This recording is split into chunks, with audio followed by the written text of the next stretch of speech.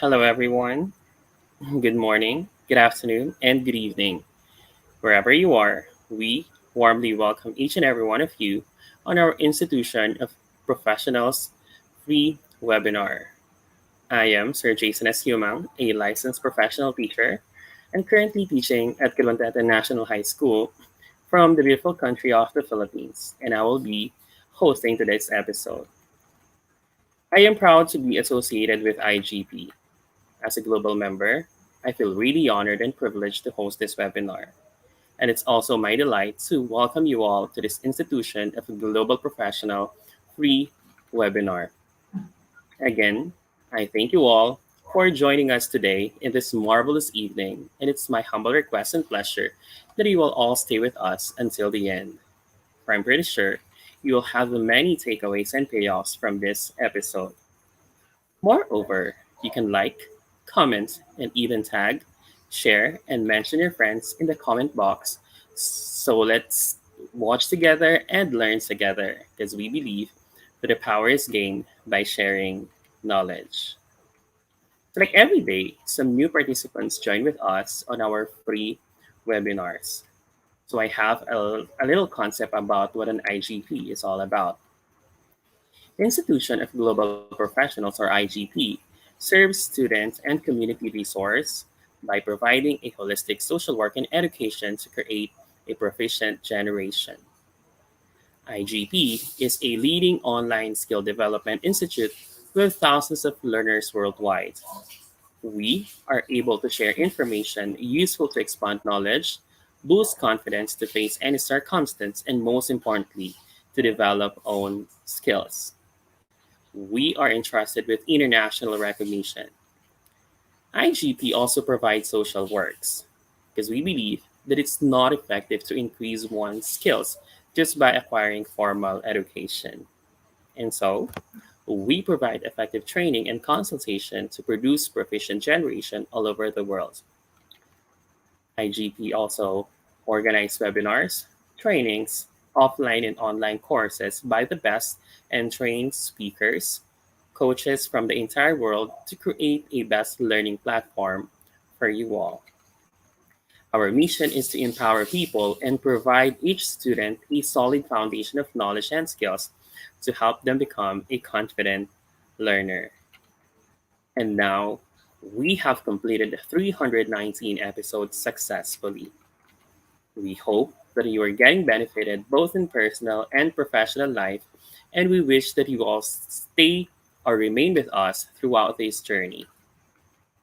Before we begin our program, let me remind you once again, our lovely audience, to share, tag, comment, and mention your friends in the comment box because your attachment encourages us to do better and provide our best services to you all. And now, I am really excited to present to you our webinar number 320 for our webinar series in Research Comprehensive Approach. And today's research topic is the significance of the research study, definition of terms, and scope and limitation. And our speakers for today are Ma'am Sunshane Pagatpatan, Ma'am Leia May Uzon, and Ma'am April Guevara Valdez from the beautiful country of the Philippines. So let's start our program with IGP's mantra, feed your skills. Our first speaker is a junior high school teacher and a special program in the arts of music specialist. Ladies and gentlemen, let's all welcome on screen Ma'am Sunshine Balario Pagatpatan.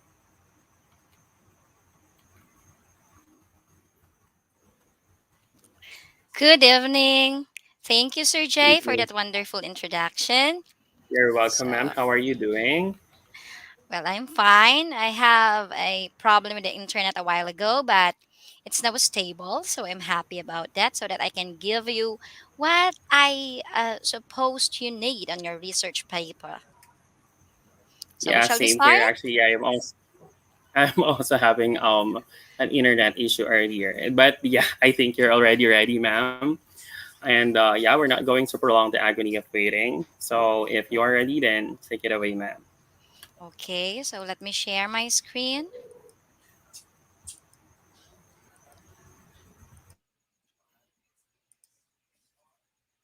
Wait a minute. Can you now see my screen? Okay, so once again, thank you, Sir Jay, for that wonderful introduction. I'm teacher Shine from the Philippines. I'm an English teacher in junior high school, a music specialist under special program for arts, and one of the Institute of Global Professional Speaker, which I am blessed and honored to be part of. In this series of webinar on research a comprehensive approach, I was tasked to discuss on the significance of the study. So, the significance of the study is a part of the first chapter on the introduction. It comes after the research rationality, problem statement, hypothesis, and hypothesis per se. So, let's begin. So, in writing the introduction of thesis, a section is devoted to the significance of the study.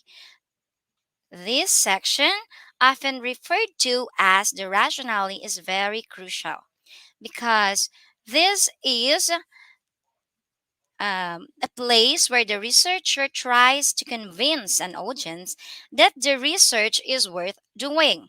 In the significance of the study, this is where the readers engage and foresee the importance of the study to their field. It is where you explain why your research is worth conducting and how significant it is to the community, the people, the various institutions.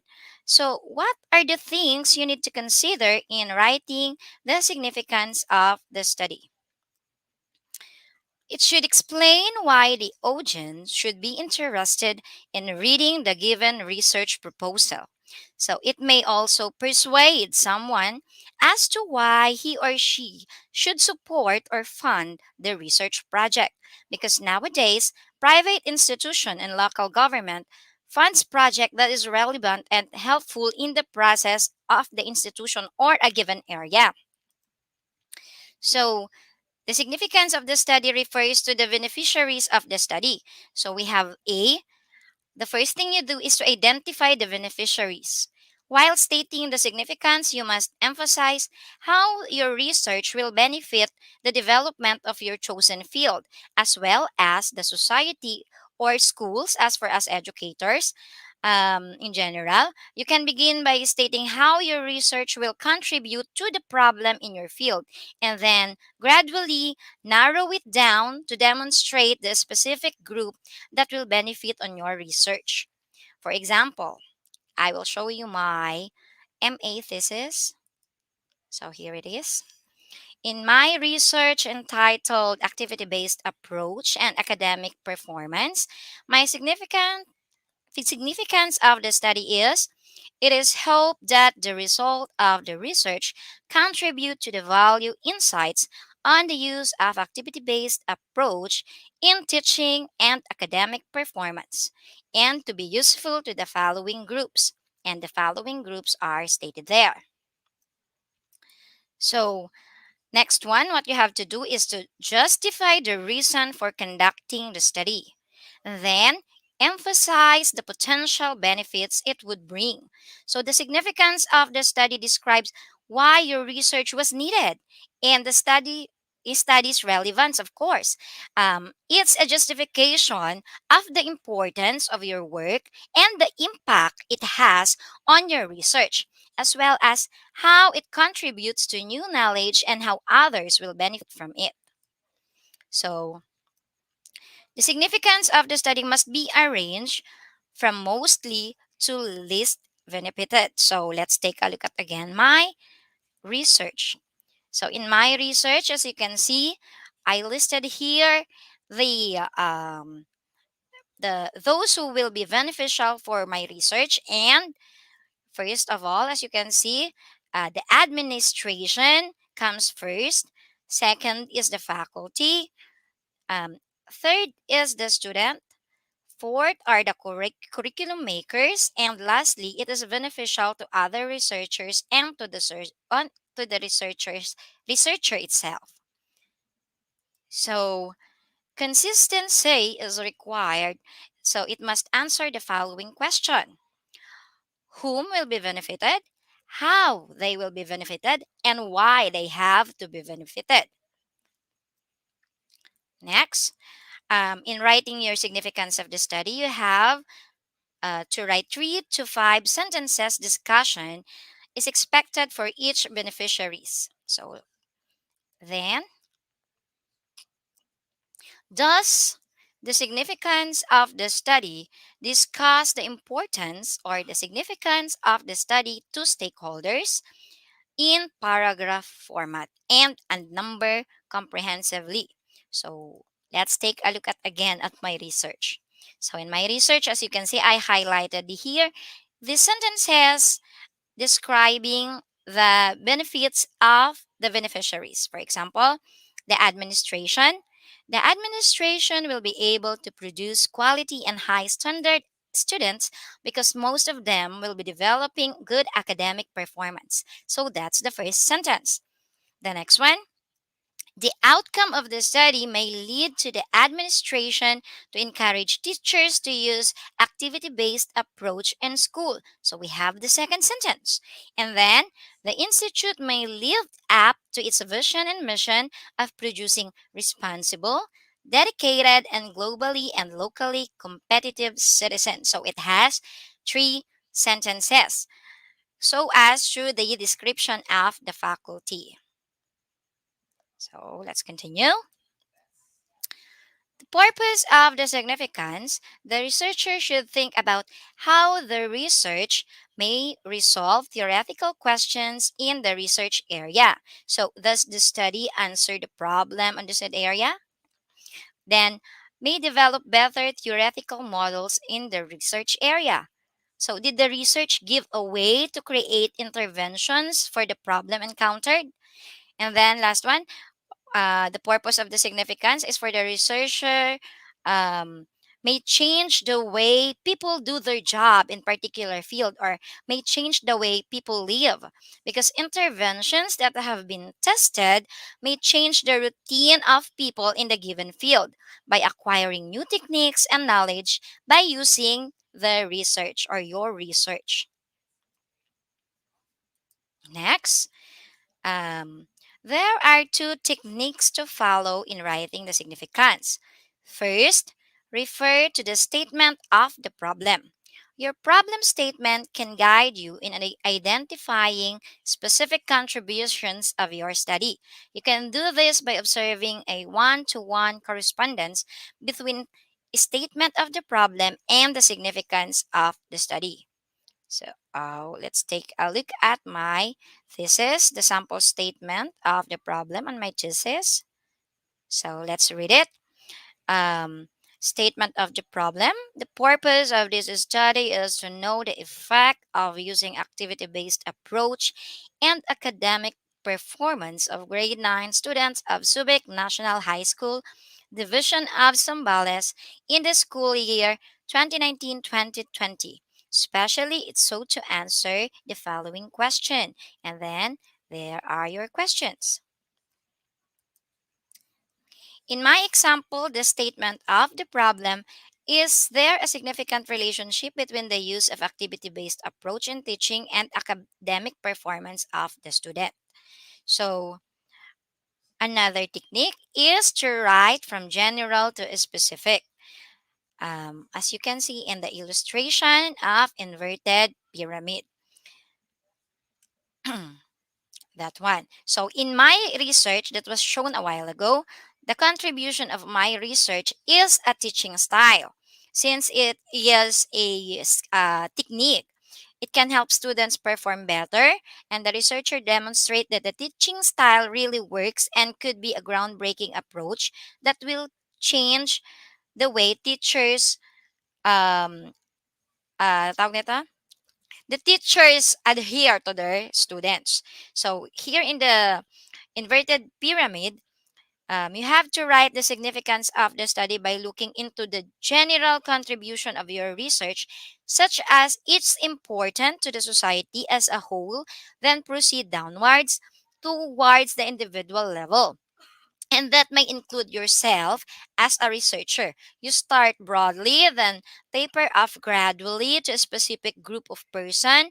It's like that, an inverted pyramid, a deductive approach for us educators. So, right from general to a particular uses of your research finding. Mhm. Okay, so you might ask, what is the difference between the significance of the study and the rationality of the study? So, they sound synonymous and they look like synonymous, but they are different in many ways. So, both of them seek to justify the conduct of the research. The significance of the study, on the other hand, focuses on the specific benefits of your research in the field, to the society, and to various people and institutions. The rationality of the study, on the other hand, provides context for why the researcher initiated the study conducted. So both seek to justify the research existence.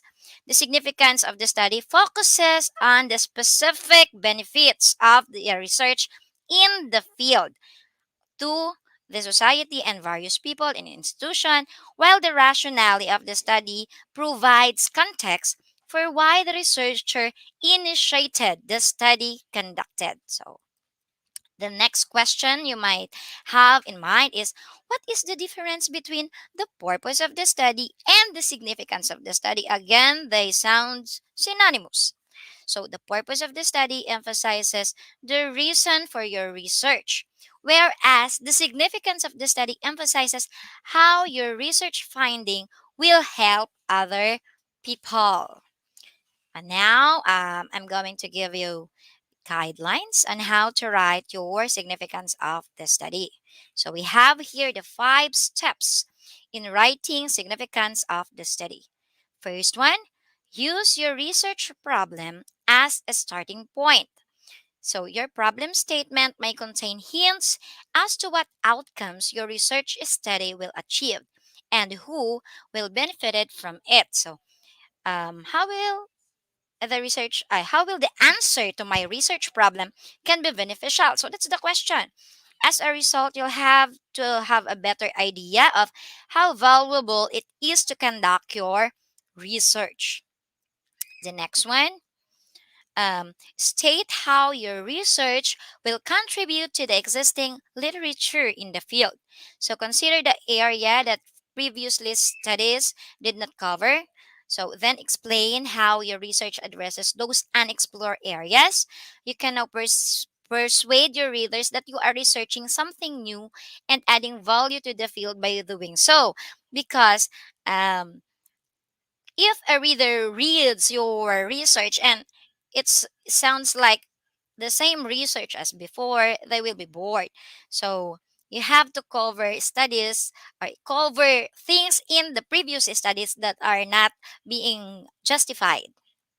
Next, explain how your research will benefit the society. In this section, explain how your research will benefit society. Consider how the findings of your research will affect the community. And then the fourth one, mention the specific persons or institutions who will benefit from your study. It is the section in which you explain why your research is worthwhile and how important it is to the community, the people, and various institutions. In the last one, indicate how your study may help future studies in the field. The impact of your research also be explicitly stated on the literature in the topic you're studying and how it will benefit future researchers. And then for the next one, I will give you tips on writing the significance of the study. So, what are those tips? First one, think ahead. It will be easier to connect the dots and identify the beneficiaries of your study if you visualize your study and its totality. Since you already foresee the your what do you call this one? Your hypothesis. The next one, write succinctly. Make it simple, clear, and easy to understand so that the benefits of your research are appreciated by readers. Make it also short and as wordly as possible because research should not only be read by knowledgeable persons or the persons who are intellectual, as they say. You have to cater also. You have to use simple words so that you have a greater or a wider audience or a wider reader. Next one, go from broad to specific. Begin by discussing the overall contribution of your research and then become more specific as you go. You could begin by discussing the research benefits to the society, the educational institution, the learning facilitators, and finally, the students. Next one, seek help. You can get some ideas from your research advisors about how your research can add to the existing body of knowledge. Your research advisor can point you in the right direction if you ask the right questions. Not only advisors, you can also ask your fellow, what do you call this one? Your constituent or your workmates, because every person has an idea on how your research will progress. So give them that. Then, lastly, and the most important thing, revise, revise, revise. Be prepared to make changes to your research on the fly, whether it's the respondents or the variable in your study. There will be surprise that will necessitate your adaptability. There is always room for improvement, as they say. So never consider your work finished until you crossed the finish line. Thank you for listening and God bless, guys. Hope you have grasped something on my simple talk about the significance of the study. Happy writing!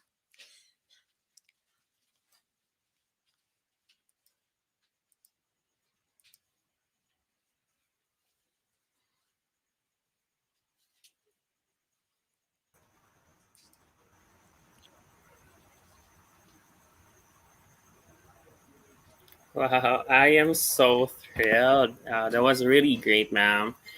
Thank Well, you. well, yes, it's been an honor for us to hear that marvelous presentations. Like, to be honest, I personally learned so much because, yes, personally, I am also teaching practical research one under qualitative research in senior high school. So, like, I'm really thankful that I learned new things on your topic, significance of the research study. And no doubt, not just me, but also our viewers learned so much from those takeaway information you instilled in our minds. So, once Thank you, again, Sir a Jay. virtual round of applause. You're welcome, ma'am. So, Ma'am Thank Sunshine you, audience. Balario Pagat. Right, so I guess it's now time for us to move on our next speaker. She is a junior high school teacher at Subic National High School. Ladies and gentlemen, let's all put our hands together as we welcome on screen Ma'am Leia May Uzon. Hello, good evening, Sir Jay. Thank you so much for that Good evening, wonderful ma'am. welcome. How are you doing, Okay, ma'am? so I'm fine, sir. All right, that's really So, good. And you're ready, ma'am, then take it away. okay, sir. I will start to share my presentation. Right, sure, ma'am.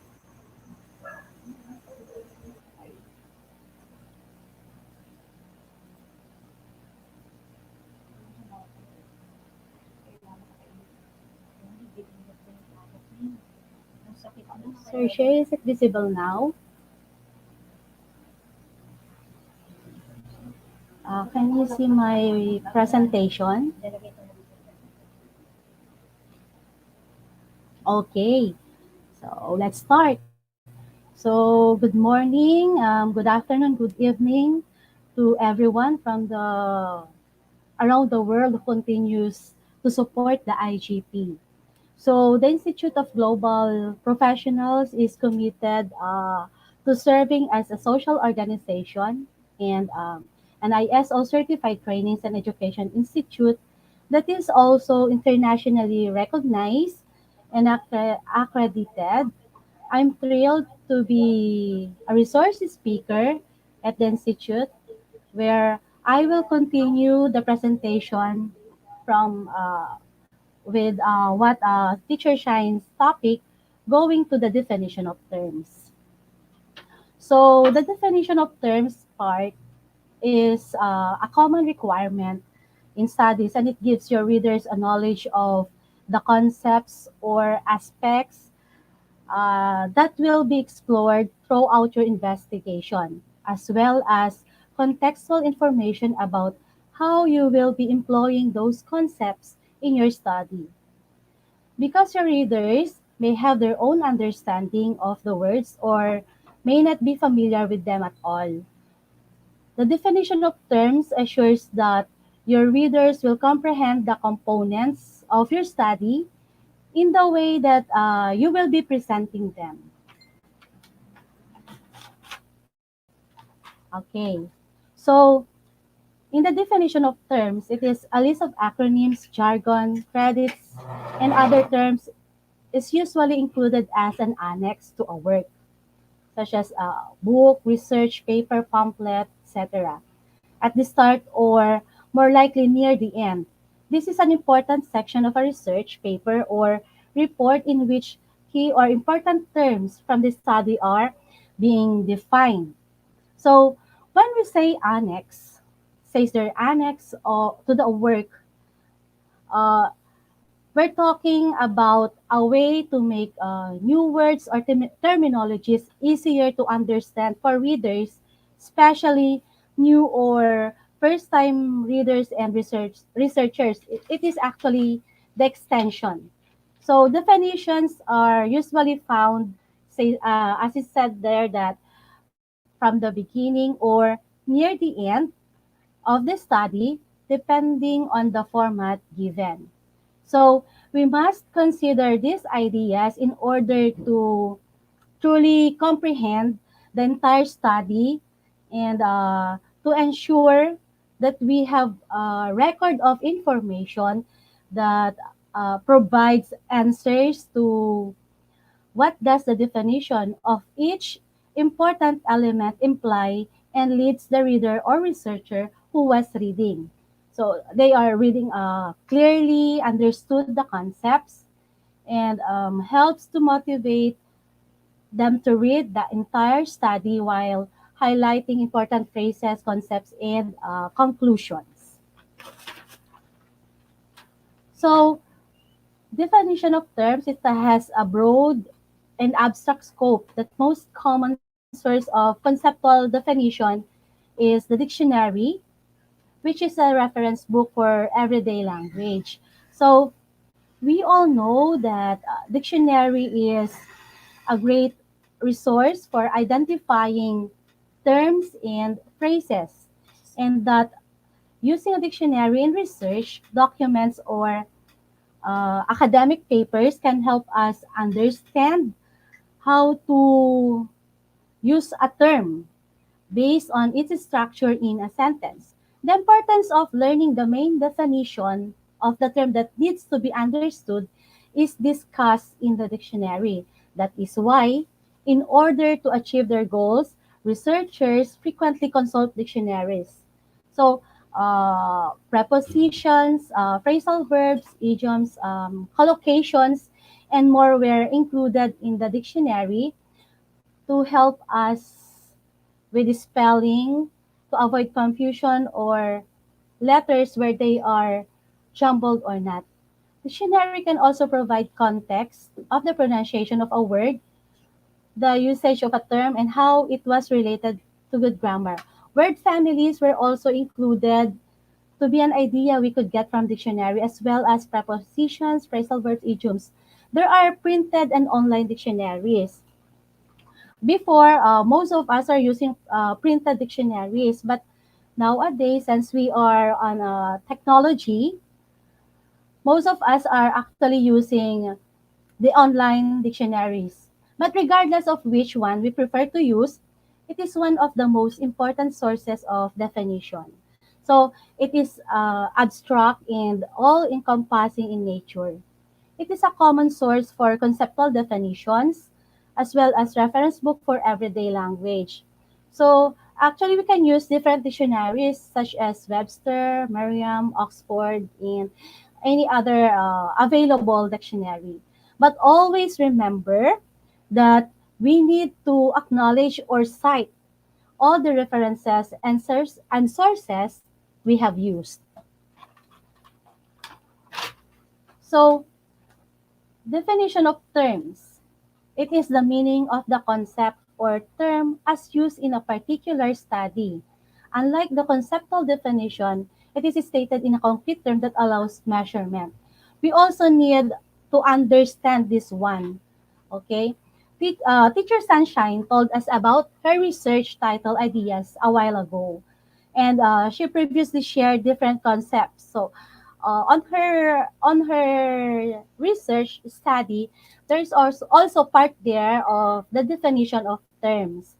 So her research title is Activity-Based Approach and Academic Performance.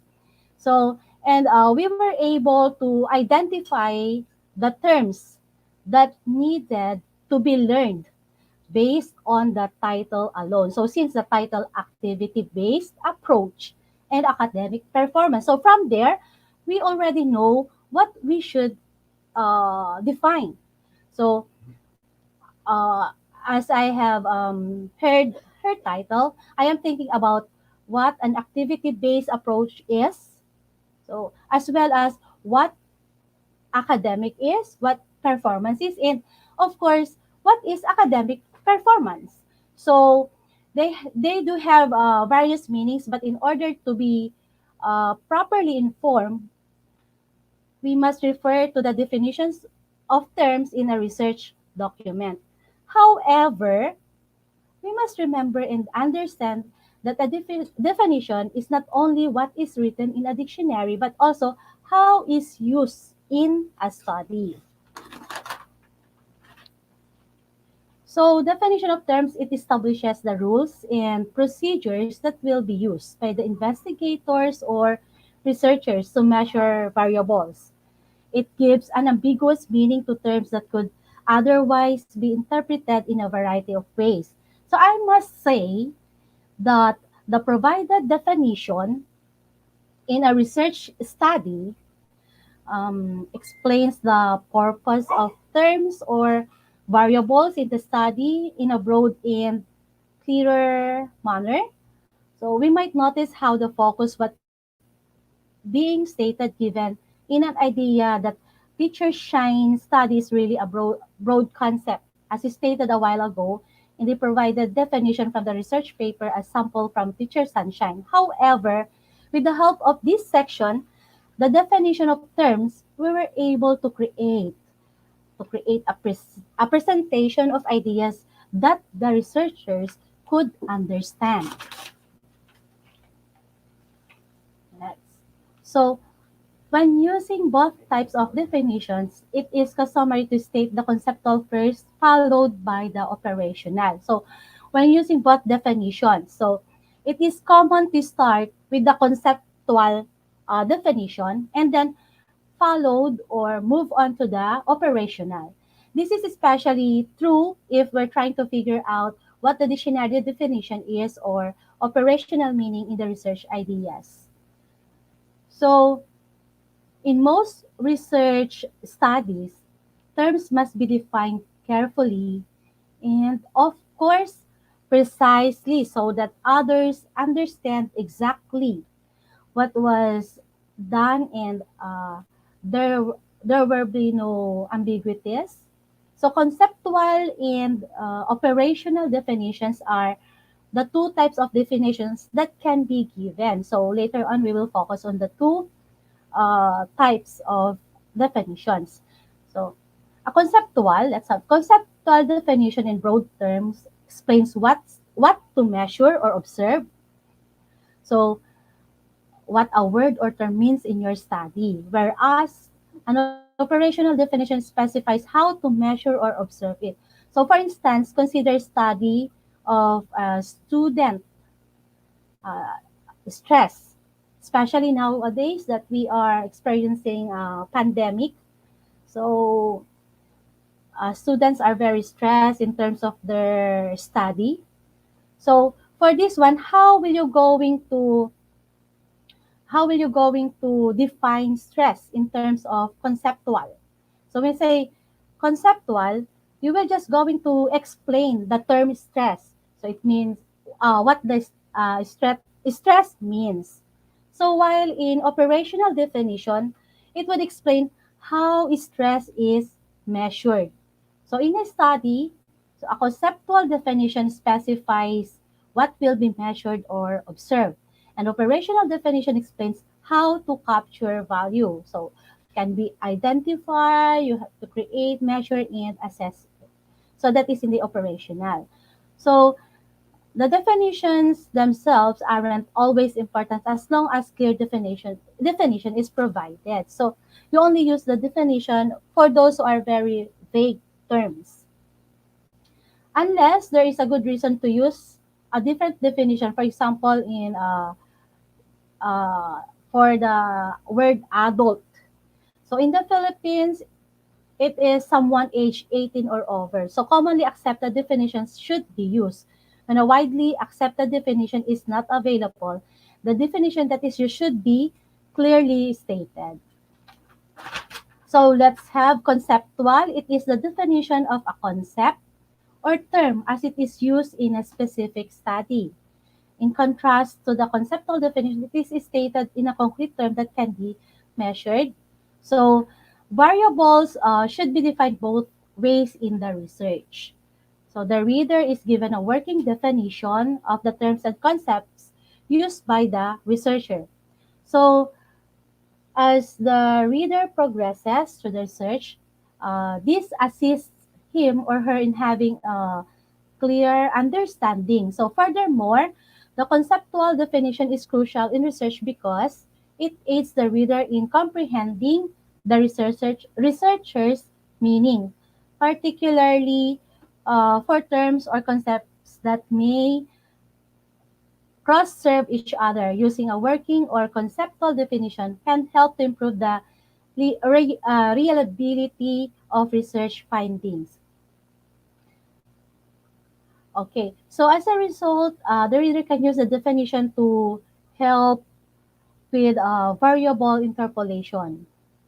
So, referring with the stated paper from Teacher Shine as an example. So, in her definition of terms, let's have the academic performance. So, when we say academic performance, it refers to the extent to which a student has attained their short or long-term educational goals. In the present study, it was represented by the first to third quarter grades and it was used as the dependent variable. So from that example, which do you think is the conceptual? So the conceptual part there is it refers to the extent to which a student has attained their short or long-term educational goals. So later on, I will going to give you the operational part in that example. Another, we have the activity-based approach. It refers to the process of emphasizing teaching through activities in which students participate and bring about efficient learning experiences. So, in activity-based approach, that would be the conceptual definition. So, we have to understand how conceptual definition is being used in the study. So, conceptual is the universal meaning that is assigned to a word or group of words and is understood by a large number of people. So that's it. So based from the meaning from the dictionary word, we can simply say it's just understood by many individuals, meaning it should be the meaning from the dictionary uh, can be it is understood to be understood by the large number of people. Next, so we have now operational definition. So when it comes to data, when it comes to data collection, an operational definition is a clear, concise, detailed definition of a measure. So, excuse me, the reader will be able to understand the operations or steps used by the researcher in measuring the concepts if the researcher uses operational definition to define the variables in a research paper. So they will going to define the variable. So in the research paper. So the operational definition aims to specify the specific events or activities that the researcher used to measure the conceptual definitions, allowing the reader of the research to gain a better understanding of the study. So let's go back to the example a while ago, academic performance. So I have mentioned a while ago the conceptual definition. So it refers to the extent to which the student attained their short or long-term educational goals. So as operational definition, in the present study, it was represented by the first to third quarter grades, and it was used as the dependent variable. So that is the operational definition. So we have to understand how concept and operational terms are being used. That is very, very important to identify the conceptual from the operational terms. Okay, next. So I have during my MA research, I have we have, the title is Influence of Internet on Emotional Maturity of Students. So I will be going to show my definition of terms as example.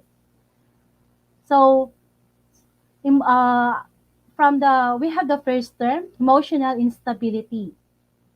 So it refers to the factor that is related to lack of capacity to dispose of problems, irritability, and need constant help for one's day-to-day work. So that is the conceptual definition.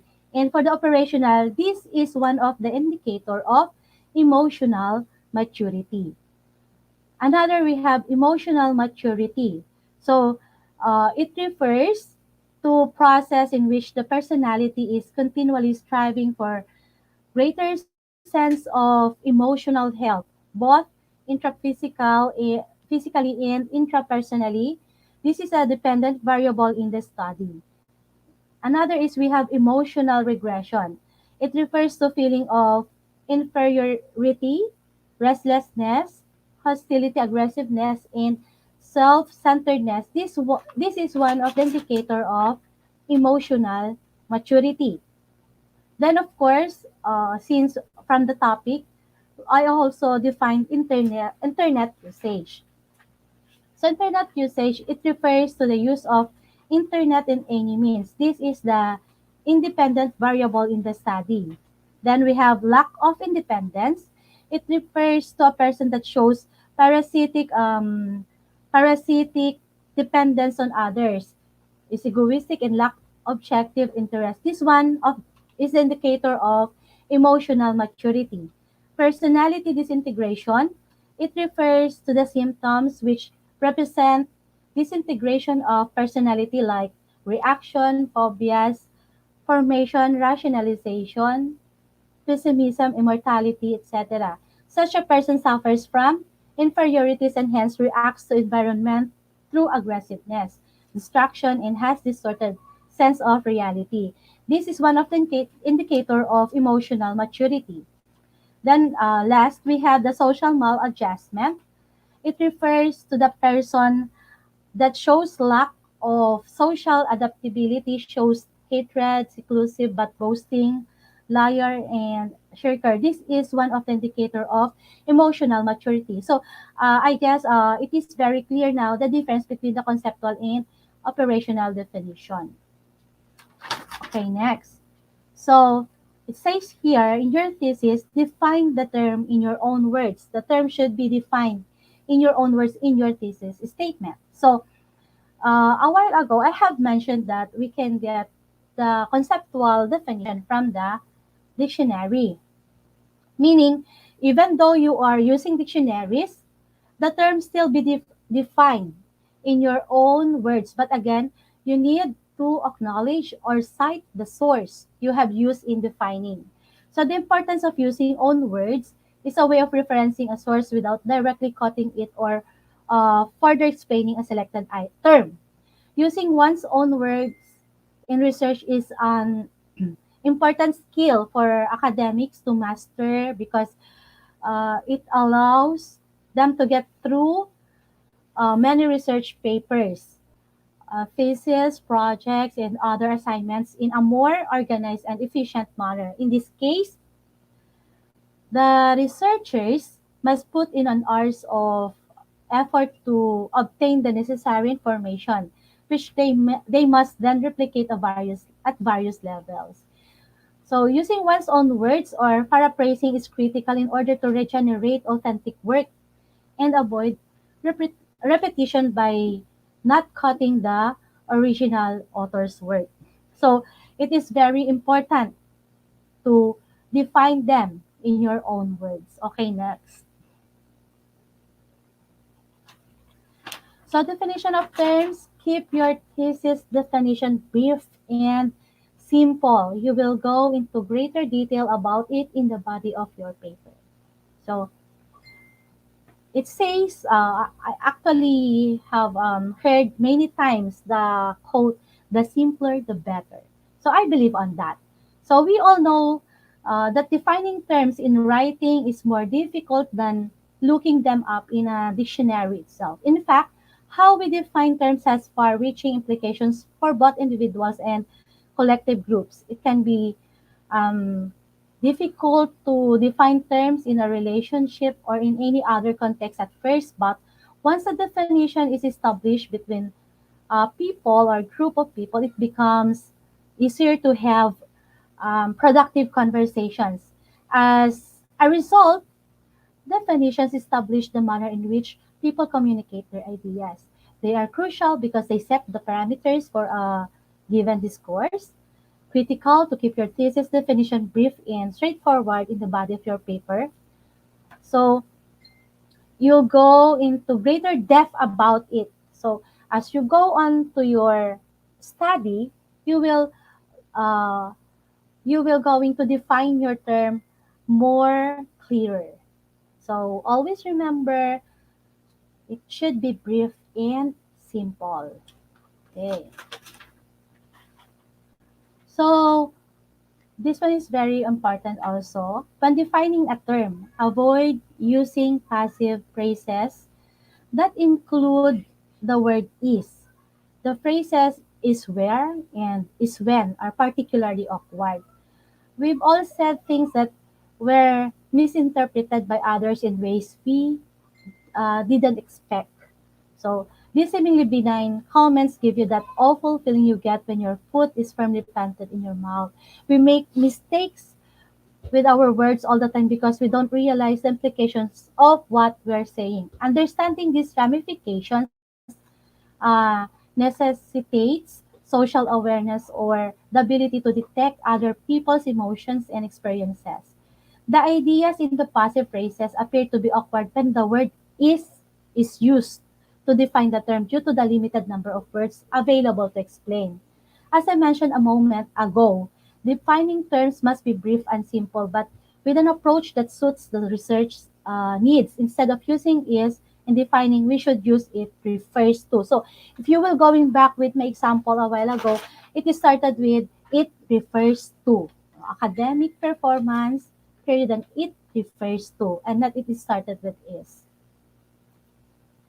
So in your definition, do not repeat any part of the defined term. Okay. It is best to avoid repeating any defined word because it appears ambiguous and repetitive. These are the ones we tend to use over and over again. Of course, to reduce the amount of irrelevant information and ideas. And of course, also to concentrate on one goal of identifying the ideas that should be defined clearly. It's like saying it's fine if you use a word in a sentence once. Your reader will struggle to read each sentence if you use the same word or phrase in the next sentence and then the same word or phrase in another sentence or even the same sentence. So this should be avoided. Example, you are defining the word performance. So the word performance shouldn't be seen in the definition itself. So let us look again with these sample definitions of terms taken from Teacher Sunshine. It was really defined conceptually with its dictionary meaning, but being paraphrased or use own words but uses also operationally in order to focus with the purpose of the paper. uh, Ideas are clearly explained about the academic performance and action learning. So, definition of terms to clarify and easy understand the scope of the study. The following terms were defined conceptually and operationally. So, we have academic performance. It refers to the extent to which a student has attained their short or long-term educational goals. In the present study, it was presented by the first to third quarter grades and it was used as a dependent variable. So you can see now the conceptually defined, how it is defined conceptually and how it is defined operationally. Then another, we have action learning. It refers to the classroom practices that engage students in activities such as reading, writing, discussion, or problem solving that promote higher order thinking. It is also it is a process that involves a small group working on real problems, taking action and learning as individuals, as a team, and as an organization. It helps organizations develop creative, flexible, and successful strategies to pressing problems. In the present study, it was used as the independent variable. So to wrap up, first, a list of acronyms, jargon, credits, and other terms is usually included as an annex to a work at the start or more likely near the end. This is an important section of a research paper or report in which key or important terms from the study are defined. So this is definition of terms. So definition of terms in the research paper has a broad and abstract scope.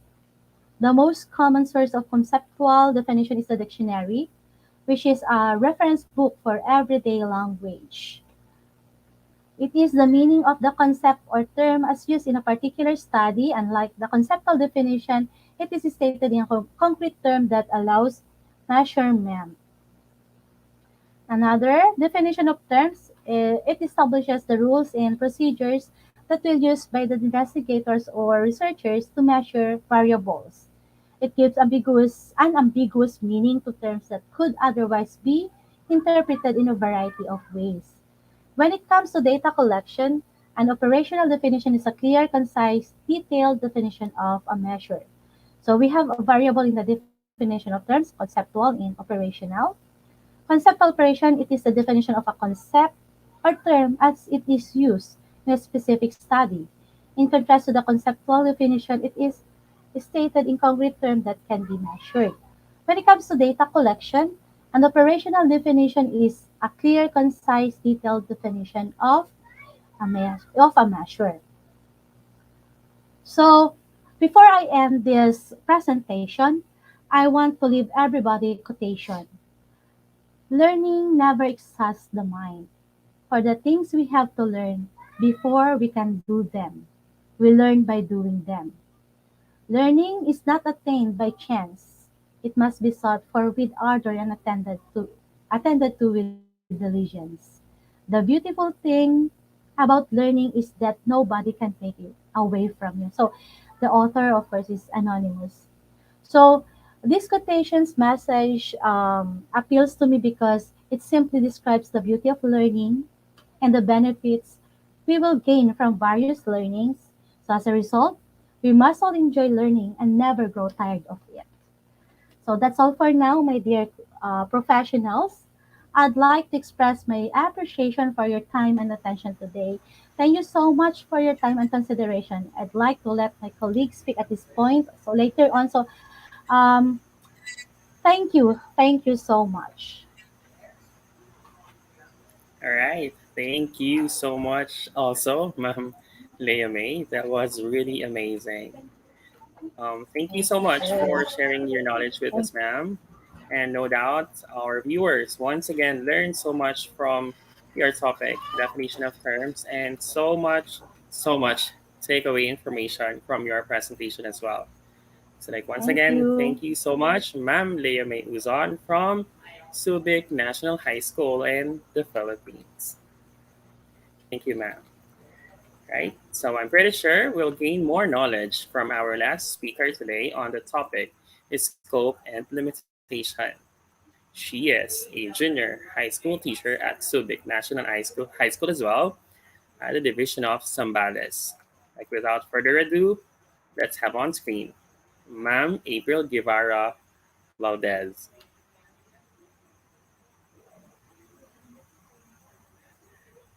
You're on mute, ma'am. Ay, sorry. Good evening, sir. Good Good evening here in evening, the ma'am. Philippines. So yeah, if you're ready on your presentation, Ma'am Yes, April, sir. then the floor is Ready yours. na? Thank you, sir. Good luck, Ma'am.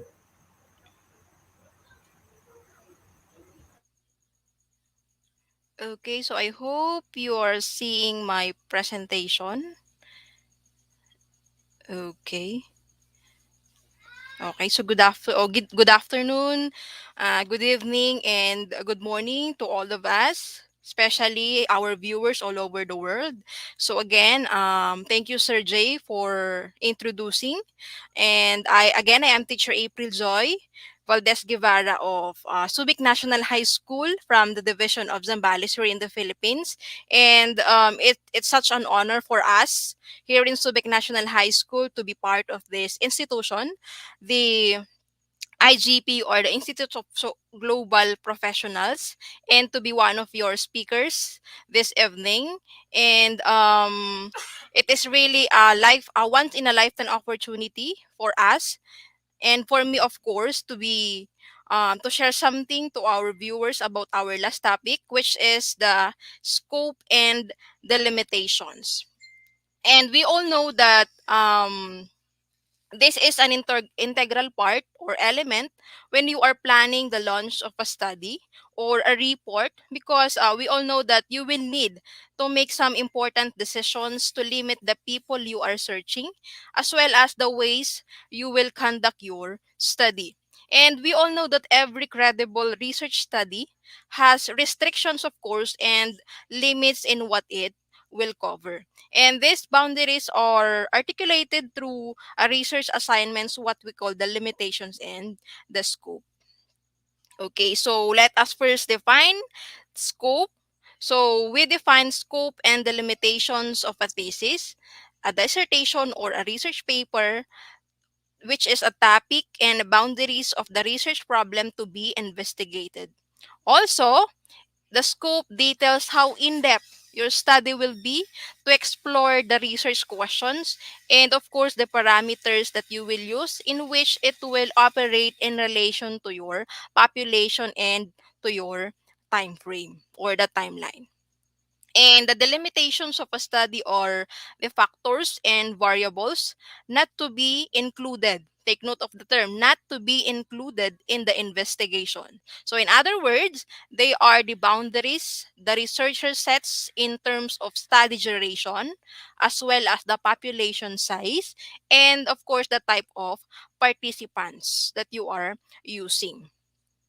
So, in the scope of a study, it will explain the extent to which the research area will be explored in the work, and it will also specifies the parameters within which the study will be operating. So it's very important to really know, to really specify the parameters that you will use in your entire study.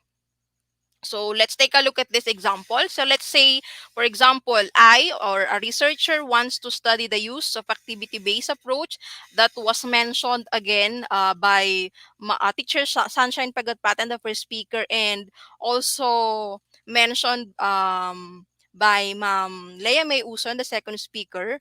So this activity is focused on the activity-based approach and academic performance in specifically in the English language. So, however, it is not possible for Teacher Shine to cover every aspect of the topic. So, she really need to limit.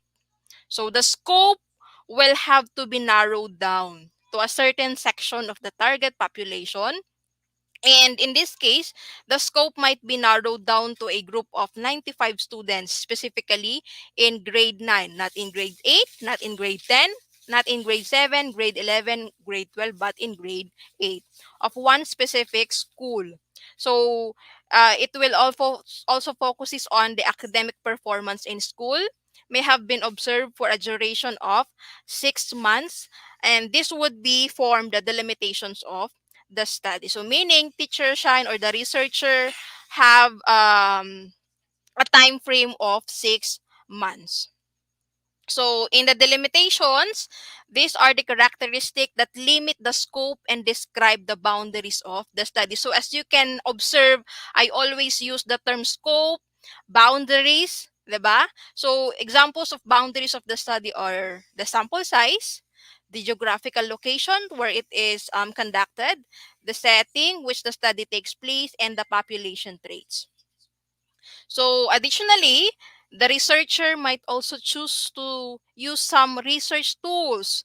So we need to really choose the suitable, the appropriate research tools and methodologies in collecting our data, but not others.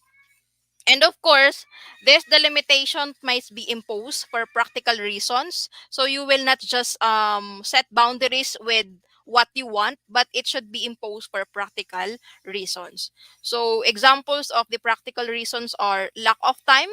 For example, you run out of time in doing your research. That could be a possible practical reason. Another one is the financial resources. So in writing a thesis or a study, 'di ba? We need to have our own resources, specifically financial, to carry out a more thorough investigation.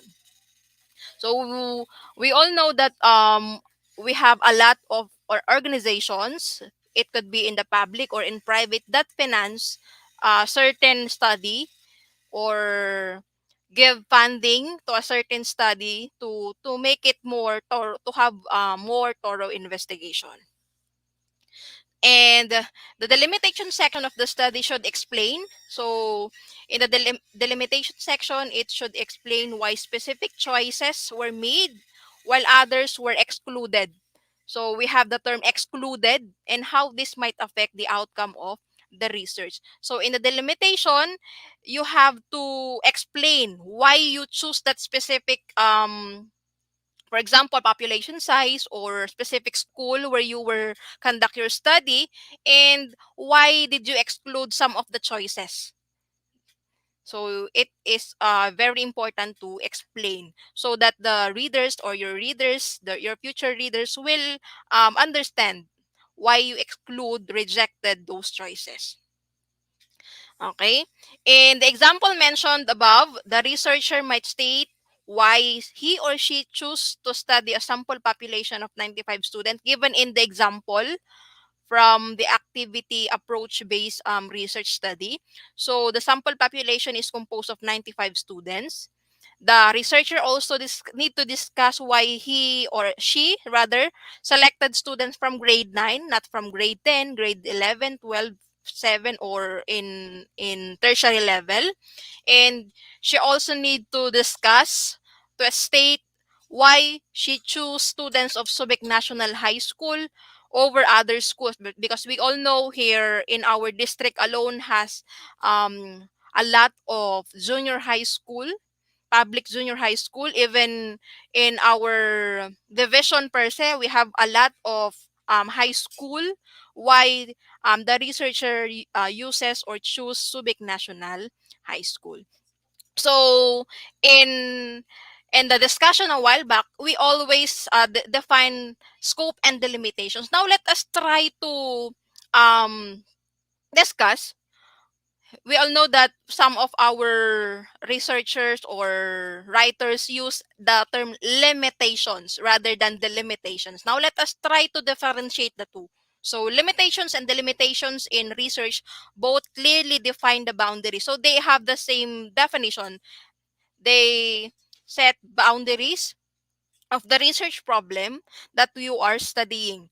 The primary difference between the limitations and the limitations, also of course, the spelling. When you add "de" from the word limitations, become the limitations. Just joking. And the true primary difference is it comes down to whether the researcher sets the boundaries or those boundaries come from unforeseen factors outside of the researcher's control. So as we can hear, we have the term unforeseen factors outside of the researcher's control. Okay, so limitation versus the limitations. Limitations defined as the influences that the researcher cannot control. Take note of the term cannot control, while the limitations are choices made by the researcher which should be mentioned. They describe the boundaries that you have set for the study. So, the limitations involve a researcher establishing boundaries, whereas limitations are about identifying weaknesses. So we have here the term weaknesses in or barriers to carrying out the study as the researcher originally intended. So meaning we have we set in our mind that we have this for example, we need to study a certain number of 95 students in our mind. But we have what we call the unforeseen factors that we cannot control. So meaning limitations disclose what a researcher cannot do or factors outside their control. And while the limitations disclose what a researcher won't do or factors that they chose not to focus on within the scope of the study. Um, Meaning limitations is the boundaries or the factors that you cannot, while the limitations are the factors that you or the researcher won't do in their study. For example, let's give an example, a specific example. In a study about an impact of arts integration in proficiency levels within an elementary school classroom of 30 students, again, 30 students, a limitation may be that the researcher only received parental consent for 25 students to participate. So in the mind of the researcher, he or she will use 30 students. But out of his control, he or she just received a 25 parental consent from the parents. Because if we are using, there are researchers or researches or studies that if we use children as our population or our respondents, we need a parental consent. But in that specific example or study, the researcher only received 25 parental consents, which is deduct 5 from the set population, which is the 30 students. So additional examples of limitations are lack of previous research. So we all know from the term itself research. So we need different literature, we need different researches in order for us to complete or to finish our study, because it will be a great factor in doing your study. If we have limited resources or limited same study, a lack of access to the right tools and technology to collect data is one reason or one limitation, especially nowadays that we have this COVID-19 or the pandemic wherein we cannot go out and get or collect data through face to face. We cannot interview our students or our respondents. We cannot observe them if your data or your tools is to observe. Okay, so that's one of our limitations, because we need to use platforms or technology, online platforms, in order for us to gather data, such as Google Forms. Most of our researchers encode their questionnaires in a Google Form, then send it to the respondents. And then we also have, if you want to interview, you will use MS Teams, Google Meet, Zoom link. So those are the different technologies that we could use. And another one is, the common limitations that we have is the lack of financial resources, because it is very important really to have your own funding to sustain the research. So unlike researcher defined the limitations, these limitations are initially unforeseen or cannot control of the researchers. So an example of a delimitation is, on the other hand, would be, for example, if the researcher opted to focus on the third graders instead of the fourth graders and exclude students without special needs from the study. So also, a delimitation tells readers whom the study will cover. And in this example, the researcher utilizes third graders with special education accommodation. So the limitations can also explain how a study is done, which might be through conducting student interviews. And another one is the analysis of test results before and after the integration of a certain techniques, or a certain, what do you call this, a certain activity, especially in the arts, into the special needs curriculum. So lastly, the limitations provide a picture of where a researcher connects, or rather conducts the study. And in this case, on the given example, the delimitations could include the school district as well as the specific school participating in the study. So we all know both limitations. The limitations are very important because they help to put the research findings into context, as well as the scope, of course. And they explain how the study is limited. They increase the credibility and the validity of a research project. So here are the different parts of scope and the limitations. The first one is what we call the time frame, or the time duration. So in the given example earlier, we have 6 months. And then after the time frame, we have the place where the study will be conducted. In the given example, we have Subic National High School of the Division of Zambales. Another one is study's objective, and then the different variables under the study to attain the research objective, and then followed by the sampling design or methodology. So later on, I will give a specific example of this. And then the last one is the statistical treatment, or the tools that you will use in collecting and analyzing your data. So these are the parts of scope and the limitations. Okay, so to be specific, let us discuss what are the guidelines, or how will you benefits in writing, or how you would write your scope. Okay, so we have here in my screen, we have the questions: why, what, where, when, who, and how. So let us try to discover, explore what these questionnaires use in writing our scope. So often, a well-defined scope addresses the following standard questions. The first one is why, or what is the point of this research?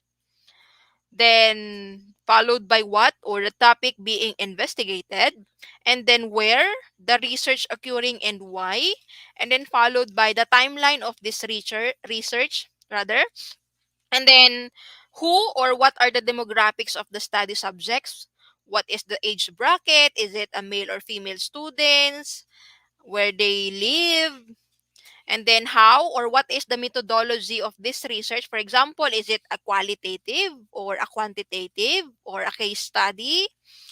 Or and which will get into a bit. Okay? To for more clarification or for more in-depth discussion, a good scope statement will answer the following six questions that I have mentioned. Why or the general aims and objectives or purpose of the research, followed by what or the subject to be investigated and the included variables, and then third one is where or the location or setting of the study, where the data will be gathered, and to which entity the data will belong. And then followed by when or the time frame within which the data is to be collected, and then who or the subject matter of the study, and of course the population from which they will be selected.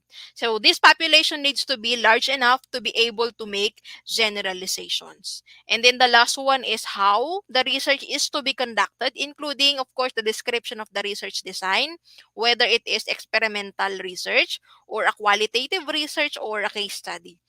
And of course, we have the methodology, the research tools, and the analysis techniques. So aside from the six questions in writing in your scope, we have also some of the terms or prompts as an effective way to start writing your scope. So you may start your scope of the study by um, this term. The first one is this study is to focus on, and then followed by, and then you could also use the term this study covers the, or the last one is this study aims to. So these are the common terms or phrases that you could use in writing your scope. And then we also have to make things, we all know in writing the scope, we need to make things clear as possible.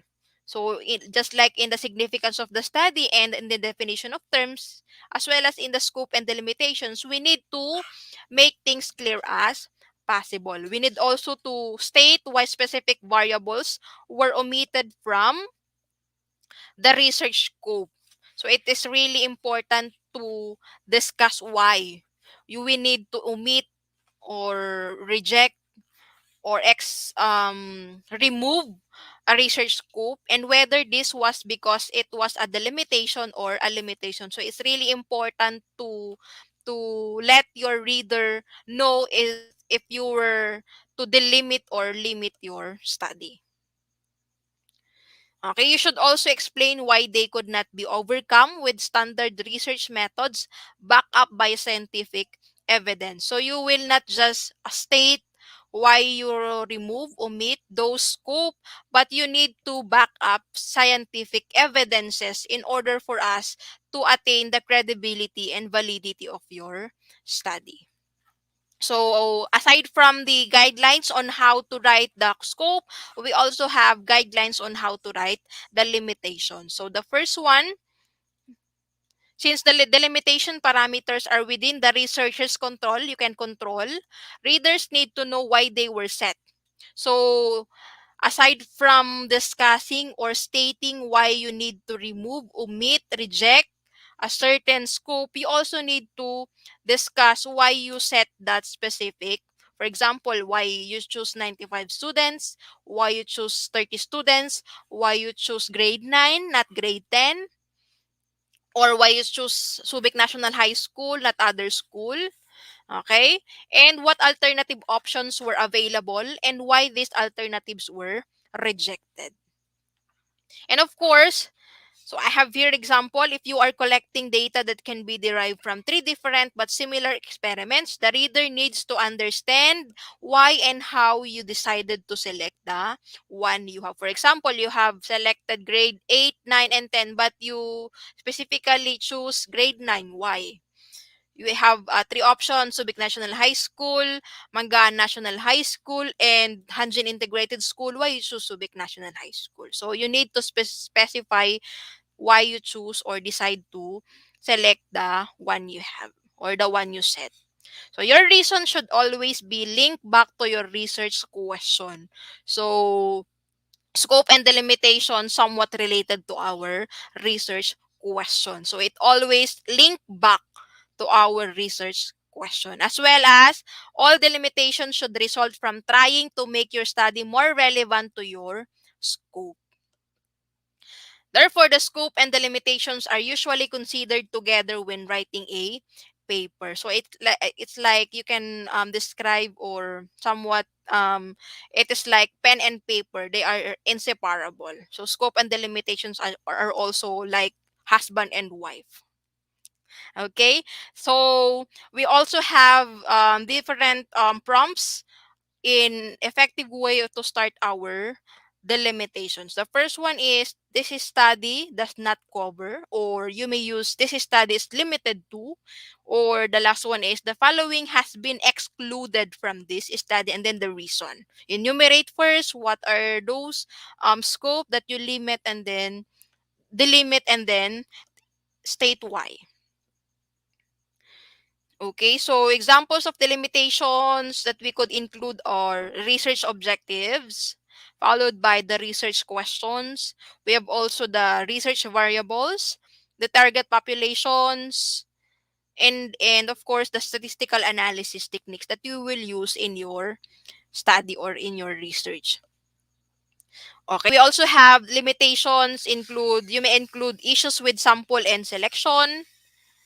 We also have insufficient sample size, the population traits or the specific participants for statistical significance. We also have the limitation or the lack of previous research studies that I have mentioned earlier on the topic, which has allowed for further analysis. And then you may also include limitations in the technology that you will use or instrument in collecting your data. The last one is the limited financial, again, the limited financial resources or funding constraints. So again, scope and limitations or the limitations of the study may be written in two paragraphs.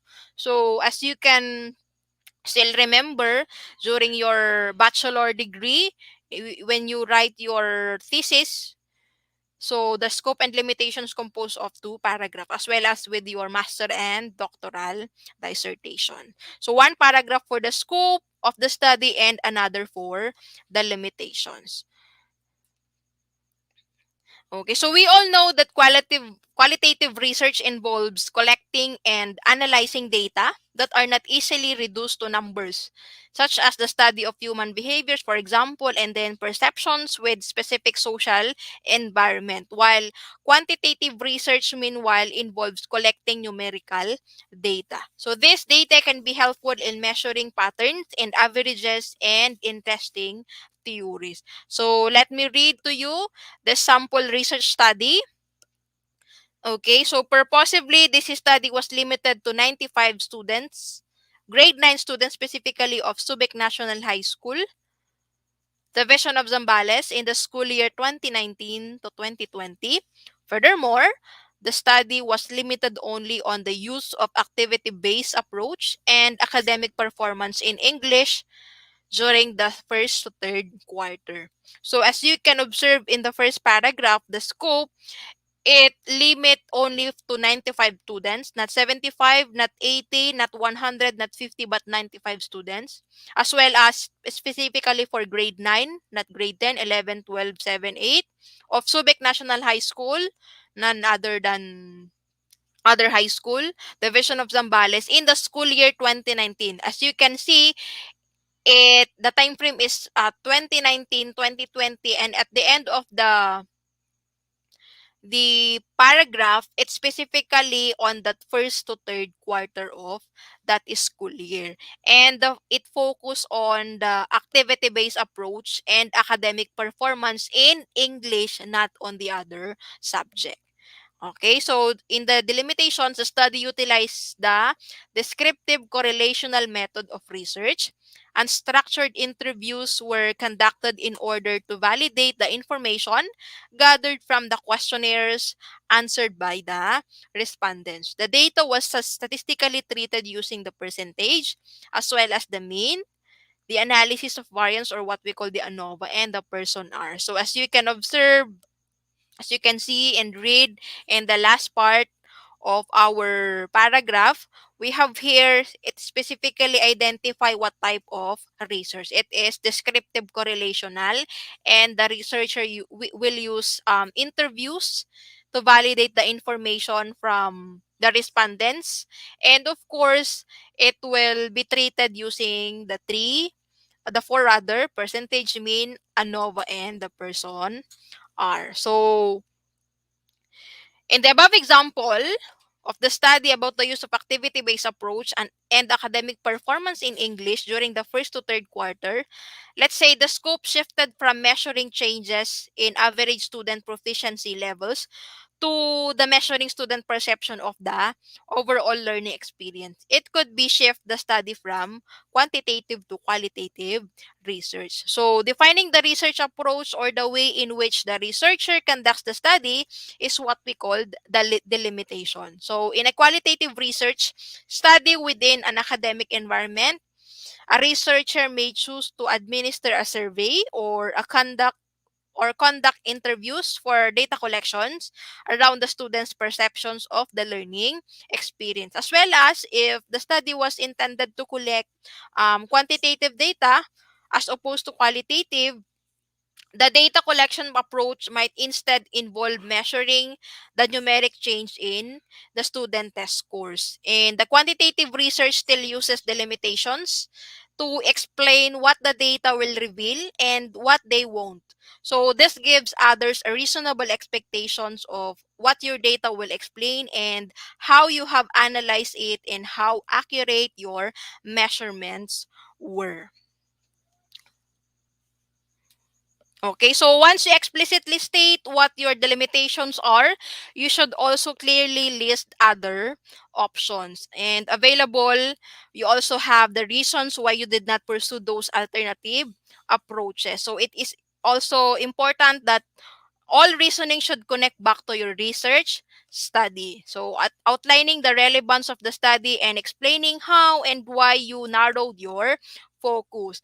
It's also, we don't have this what we call the inherent moral or about the delimitations. We don't have the not good or bad, but you have right, or your tone in writing them should reflect that being objective and about transparently and explicitly sharing what readers can expect from your research study. With that, again, I am teacher April Joy Valdez Guevara of Subic National High School, Division of Zambales, DepEd, Philippines.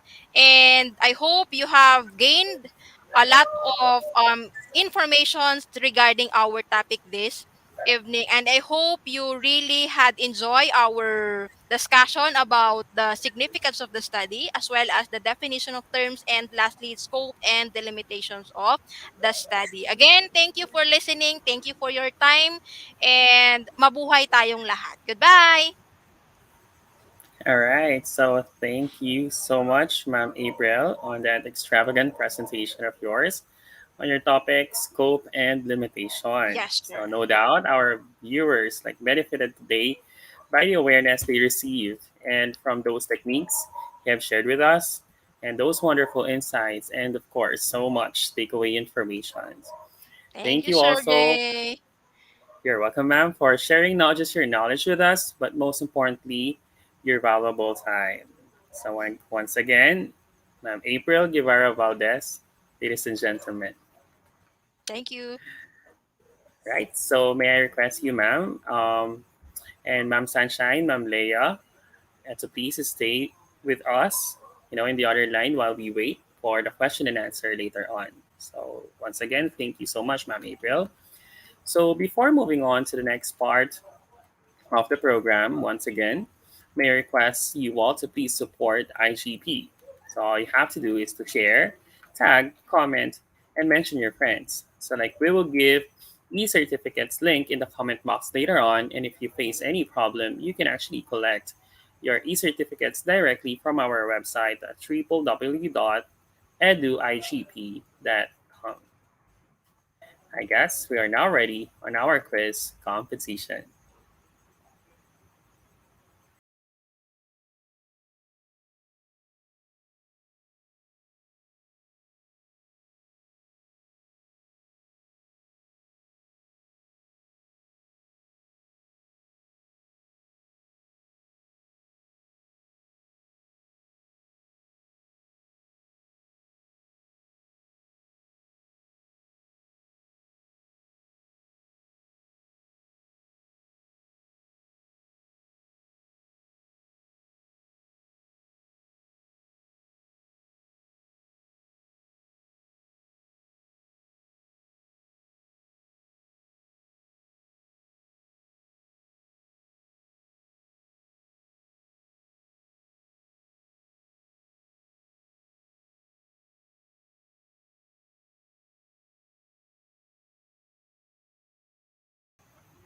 All right, so our new participants, again, all you have to do is to type in on the search engine www.slido.com and type in IGP quiz, right? Then add your name that will appear exactly on your certificate. Again, to our valuable audience, okay, especially to our new participants, all you have to do is to type in on the search engine www.slido.com, right? So for the code, it's IGP quiz, right? And all you have to do is to add on your name that will appear exactly on your certificate. Okay, so far we have 30 participants. Okay, so yes, we have 54 participants at the moment, going 57.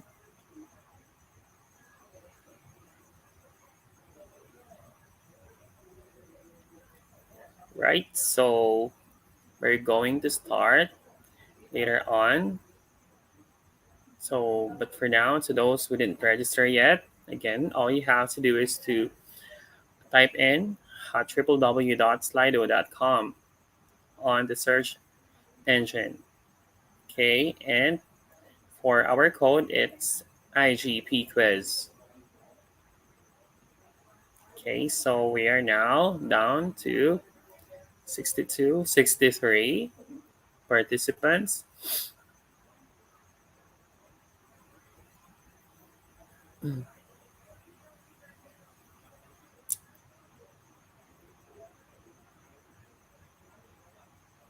Okay, so I guess we're ready, right? So our first question is, what is the definition of research? Investigate systematically or having a sound basis of logic? Again, what is the definition of research? Investigate systematically or having a sound basis of logic? And down 1 and 0. Right, so 100% says investigate systematically, right? And that is the correct answer. Let's now proceed in our next question. Oh, but before that, let's take a look at our leaderboard first. Now leading is Sir Romel John C. Aquino, followed by Ma'am Marivic V. Levesalia. Nico Den Esmero, our fourth placer. Right, so let's now have our second question. Is the foundation of your research or study? Is it the theory or theoretical framework? It is the foundation of your research or your study. Is it the theory or the theoretical framework?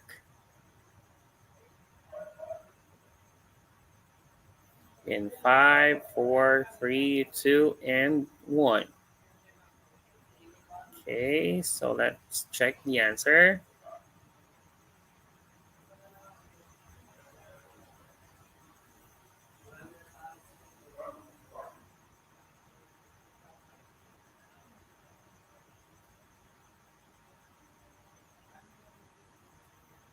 Right, so I think we're having a connection problem.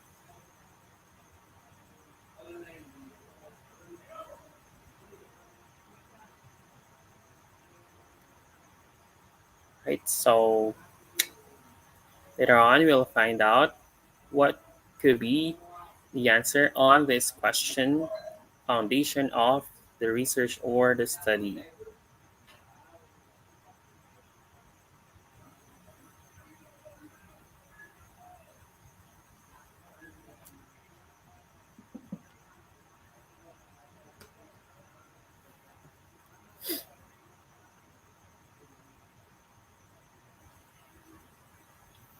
So as of the moment, our participants on our quiz competition are 73.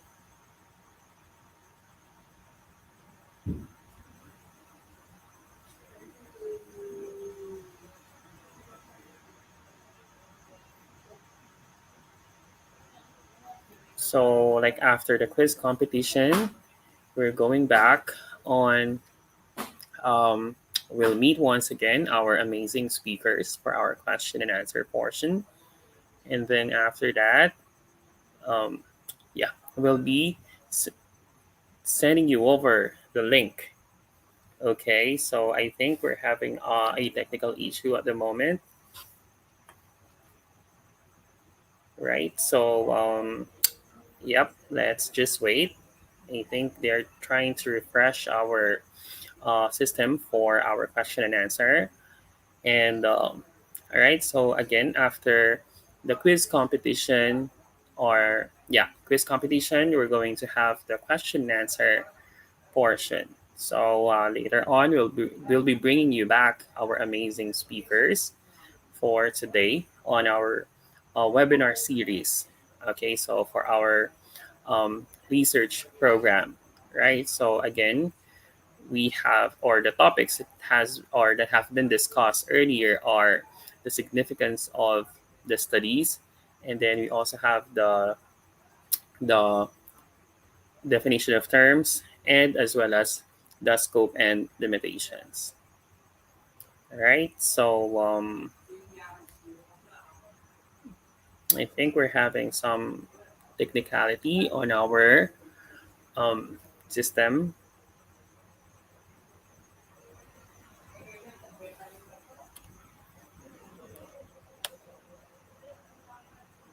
right? So I would wanted to remind everyone once again, our lovely audience.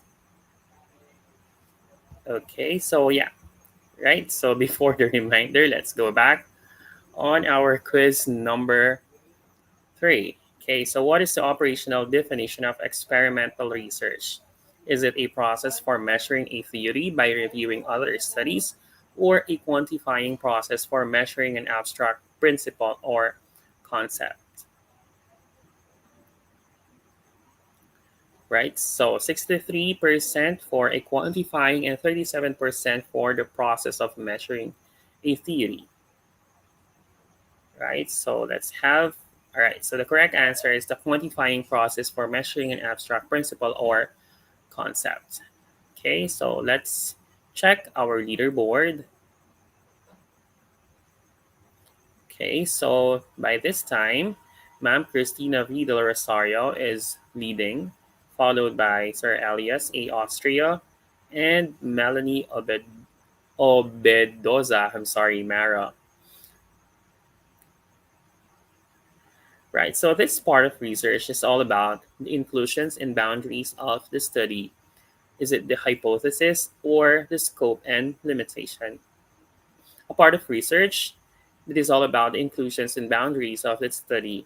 Is it the hypothesis or the scope and limitation? Okay, so 94% says the scope and limitation, and that is the correct answer. Okay, so right, so let's have our leaderboard. Again, Ma'am Cristina V. Del Rosario, still leading, followed by Elias A. Austria and Melanie Obeza Mara for the third placer. Okay, so let's now proceed on question number 5. This part showcased the overall scope and framework of the study. Is it the research paradigm or the research methodology? This part showcased the overall scope and framework of the study. Is it the research paradigm or the research methodology? Okay, so let's check. 41% research paradigm and research methodology, 59%, and the correct answer is the research paradigm.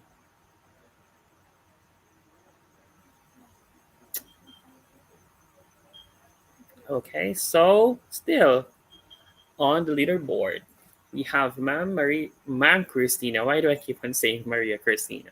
Vida Rosario, and followed by Elias A. Austria and Beverly May as Briones. Okay, so for question number 6, it explains the extent to which the research area will be explored in the work and specifies the parameters within which the study will be operating. Is it the scope or the delimitation? It explains the extent to which the research will be explored in the work and specifies the parameters within which the study will be operating. Scope or delimitation. All right, so the correct answer is the scope. 71% got the correct answer.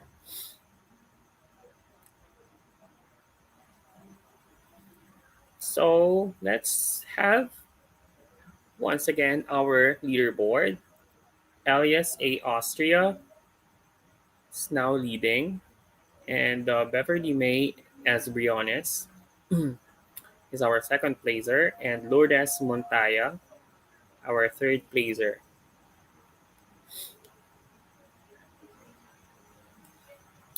Moving on our question number 7. These are influences that the researcher cannot control. Is it the limitations or the delimitations? Again, these are influences that the researcher cannot control. Is it the limitations or the limitation?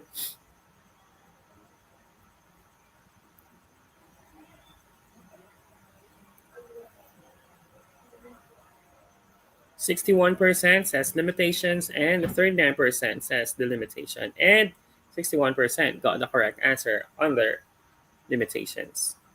Okay, so let's have the leaderboard once again. Beverly May as Briones is now leading, followed by Lourdes Montoya and Sir Lamberto S. Pilatan Jr. Next, let's now proceed on our third or last three questions. Alternator is a device used in converting mechanical energy into an electrical energy. Is it conceptual or operational? Alternator is a device used in converting mechanical energy into an electrical energy. Is it conceptual or operational?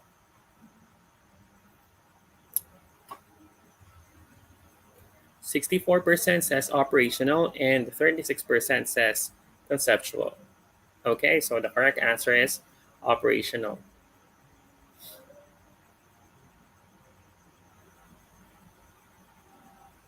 Ma'am Beverly May as Briones is still leading, right? So far, perfect scores. We have three of them: Ma'am Beverly, Ma'am Corazon, and Sir JP Valerio.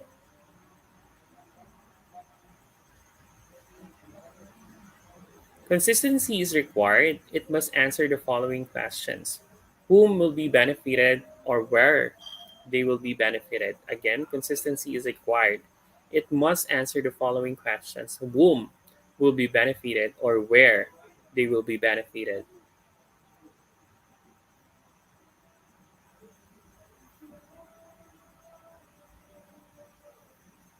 Right? So let's now check. Okay, so 87% got the correct answer. Okay, so for our leaderboard, Ma'am Beverly May as Briones still leading. Okay, Ma'am Corazon Quintana and Sir JP Valerio is our third placer. And for our final question, how many sentence discussion is expected for each beneficiary? Is it 1 to 2 or 3 to 5? Again, so like how many sentence discussions is expected for each beneficiary? Is it 1 to 2 or 3 to 5? 3, 2, and 1. Let's check our final question. Okay, so 53% says 3 to 5, and the correct answer is 3 to 5 sentences. Okay, all right, so let's now have our top 10 winners. Okay, so Sir JP Valerio, congratulations. Um, he got 10 out of 10 points, and then followed by Melinda Civil Hispano. And then for our top three, right, I mean, third placer, we have Archie Rec Dumalaon. And then fourth placer, we have Lourdes Montoya. Fifth placer, we have Leia Facunla. Sixth, we have Beverly May as Briones. Seven is Corazon Quintana. And eight, we have Joel A. Bernazor. For ninth place, we have Elias A. Austria. And for our 10th placer, we have Jenilyn S. De La Cruz. So once again, congratulations to our top 10 winners. Right? At this juncture, right, let's now call back once again on screen our amazing speakers. So Ma'am Sunshine, Ma'am Leia May, and Ma'am April. Also joining us today on our question and answer portion is Dr. Arnold D. Alvaro.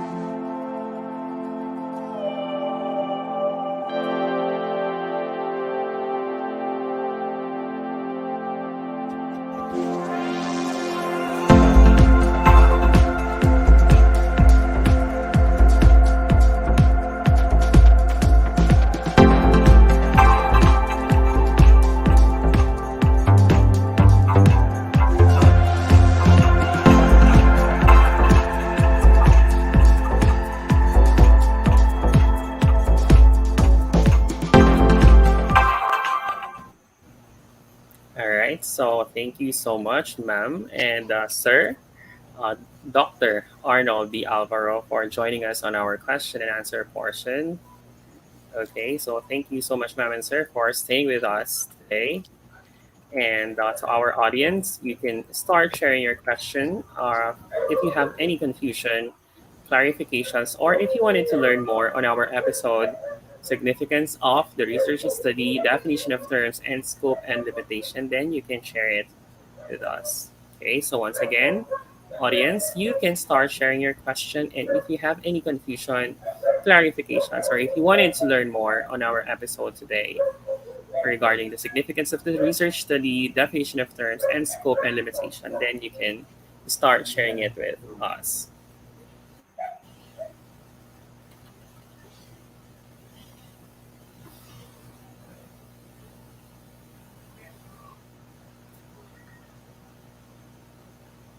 Audience.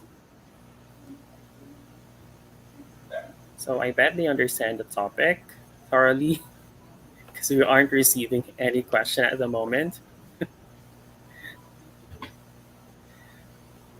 Okay, so we have here our first question.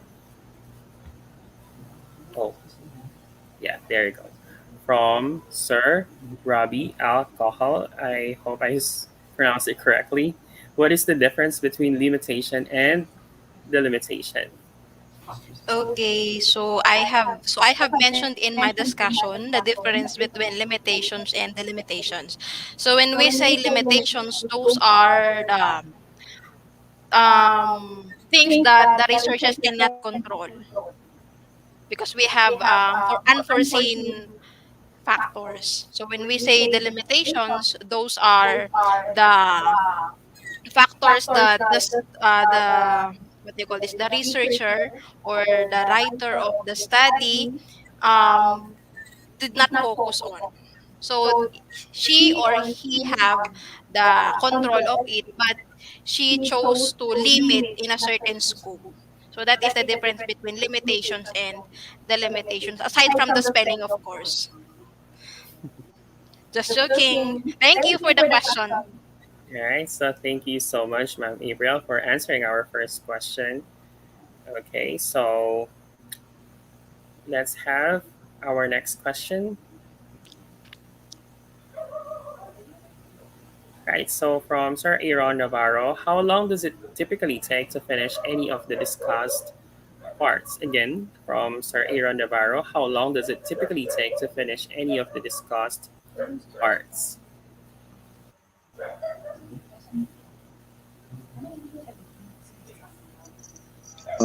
I will answer the question. Since Okay, go on, Sir this Dr. Arnold. those discussed parts are uh, it depends on how you know your topic, especially if you have the statement of the problem, you have established your title. Therefore, it could you could do with this in around just 4 to 8 hours or in a day. As long as you have the details, you have the information that you need for the title and to support your statement of the problem. All right, so thank you so much, Dr. Arnold. Okay, so for our next question coming from Sir Jade Antilado, Dr. Arnold, what is the biggest and most important factor in making a research?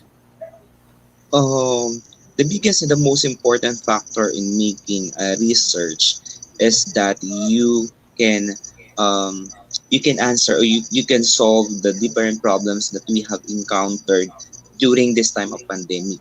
The first thing that we must do is to look for the problem and find solution to a problem. So that is the important factor in making a research. In spite of another one, you do this research for advancement in your education or for your benefits in personal benefits.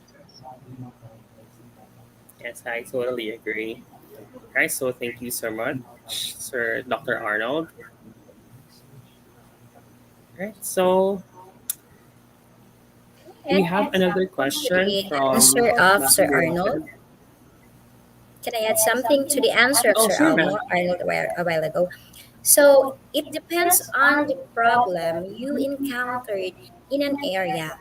So that's the core on how you're going to start your research. You're not going to research something that is not experienced in the area where you are in. So that's the first thing you have to consider. Thank you. All right, so thank you so much for that additional information. Right, so we have another question from Ma'am Mirafeb Itimbang. So, in getting the scope and the limitation of the population, do we have a general formula to follow, dear speakers? Again, in getting the scope and the limitation of the populations, like, do we have a general formula to follow?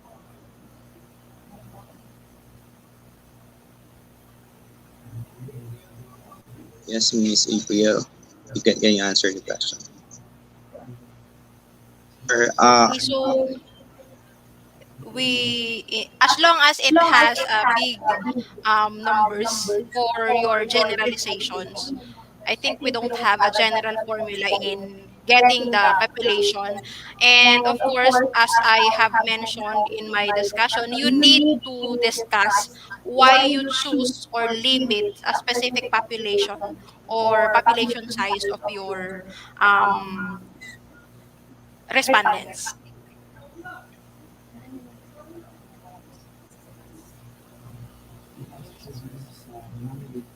Right, so thank you, Ma'am April.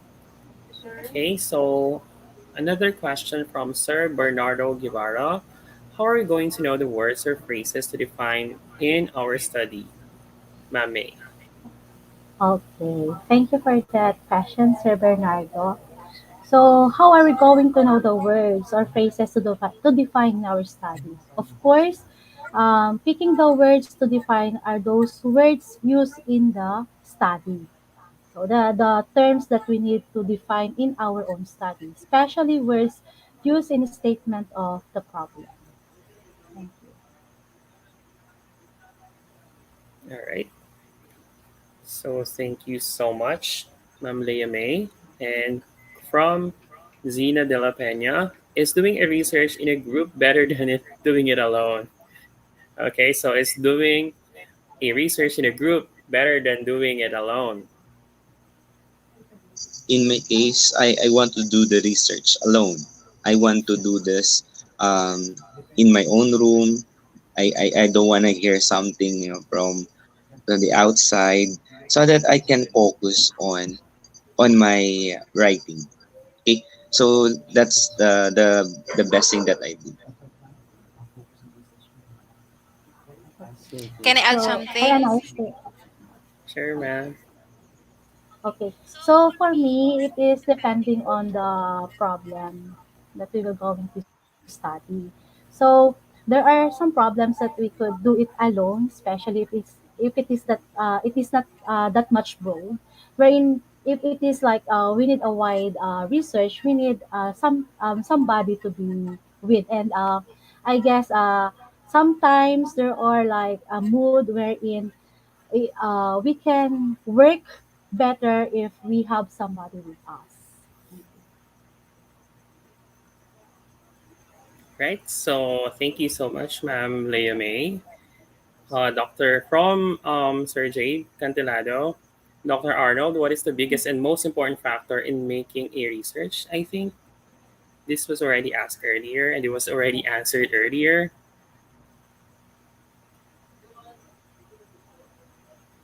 Biggest and most important factor. So already Right. answered the question. Mm-hmm. Do we have another question?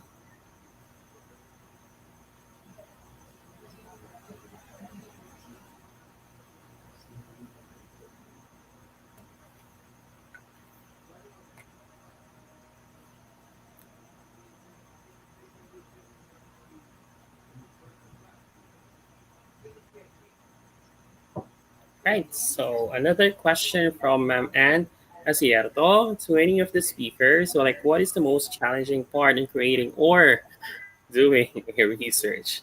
Okay. So any of the speakers, what is the most challenging part in creating or doing a research? From Ma'am Anne Acierto. Thank you, ma'am, for that question. For me, it's the problem. The problem dictates a good research. You cannot research just anything under the sun. It should be beneficial to those who are going to read your research, especially now that a lot of institutions and even the local governments are funding your research. You should think, or you should look at the problem that can benefit the whole or the area you're in. So that's the basis of a good research. Do not redo research that is already been tested every now and then. In the Filipino, we say, pasok na yun. You have to research something that is relevant, just like now. Most of the research nowadays focuses on the modular setup of the school, the online class, what are the strategies that you are that the first topic I discussed in the IGP was the body system, or the, what do you call this one? Virtual bodies. That is my research now.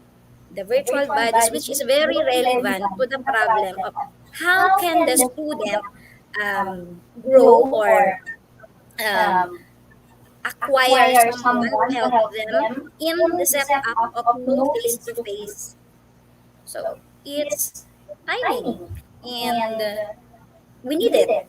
Because we do not like our students to grow up or to graduate without anyone, without knowing anyone in the class he or she is in. So a good problem dictates a good research. Thank you.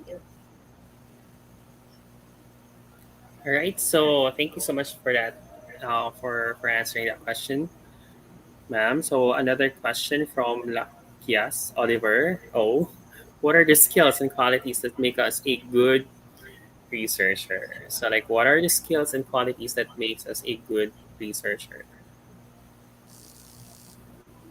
For me, patience is a virtue.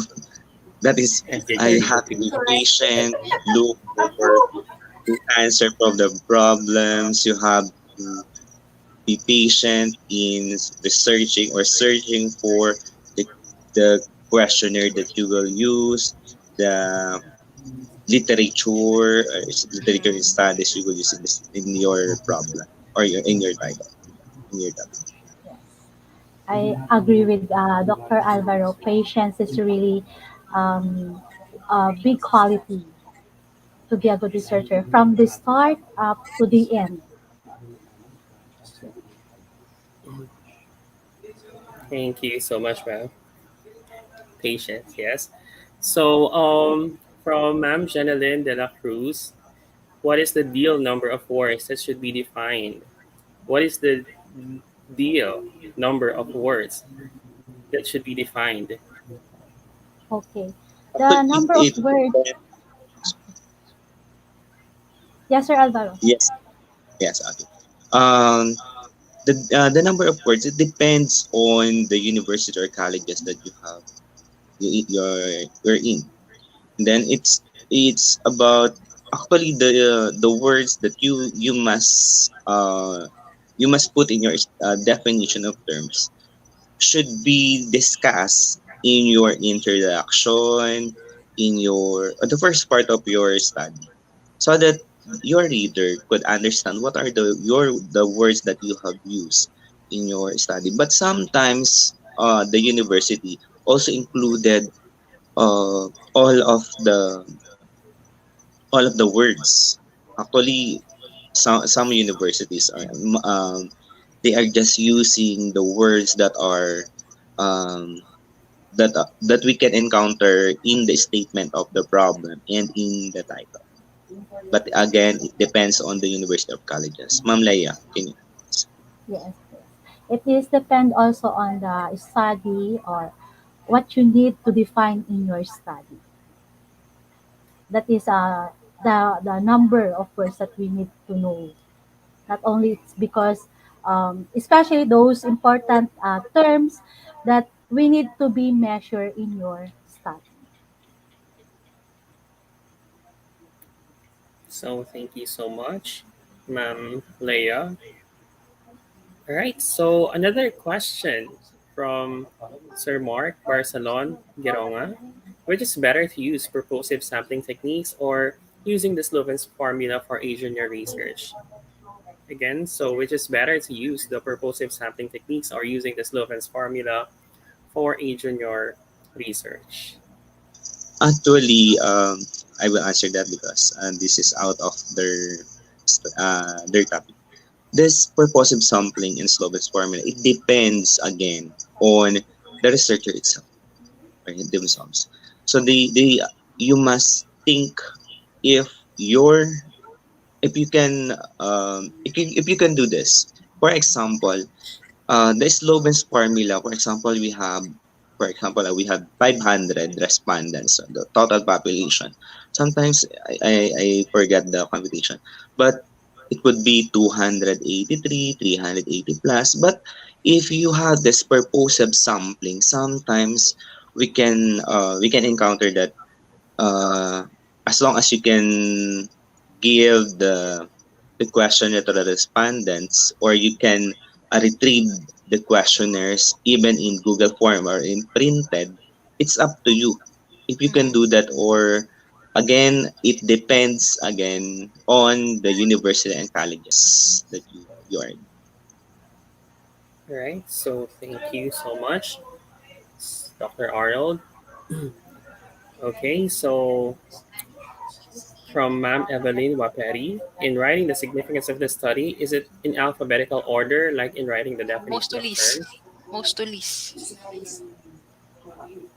So the significance of the study is it alphabetical order like in writing the definition of terms? No, no, no. It's not in alphabetical order, but it should be on the most to least important. So that's why I show you the inverted pyramid. This is the guide on how you're going to write the significance of your study, as well as the definition of terms. Right. Thank you so much, Ma'am Sunshine, for answering that question from Ma'am Evelyn. So it should be the most important. So this important.